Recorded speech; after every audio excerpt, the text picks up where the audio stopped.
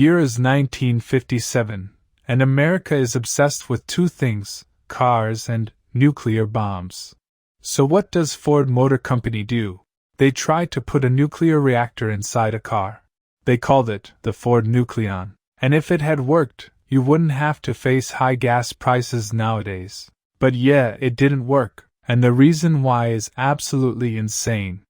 The idea was simple.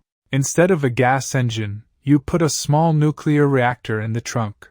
A uranium core would heat water, create steam, spin turbines, and drive the wheels. Ford said you'd drive 5,000 miles on a single fuel cartridge. Then you'd pull into a special station, swap out the radioactive core like a AA battery, and drive another 5,000 miles. In the 1950s, this sounded like the future.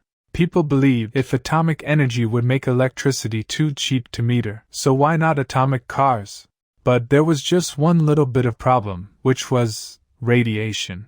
See, a nuclear reactor needs shielding which made up of feet of thick concrete and lead. In a car, you've got maybe a few inches. Engineers calculated that the Nucleon's shielding would weigh about 30,000 pounds. That's heavier than a fully loaded semi-truck. Your average sedan would be crushed under its own reactor. But Ford had a workaround, sort of. Ford built a full-scale clay model of the Nucleon which it looked like a spaceship on wheels. But they never built a working prototype. Because by the early 1960s, people started realizing that mini nuclear reactors everywhere might be a bad idea. The Cold War got scarier, and the public got smarter. And the idea of your neighbor driving around with a uranium rod in his minivan didn't sound so futuristic anymore. So Ford quietly killed the project. The Nucleon became a museum piece.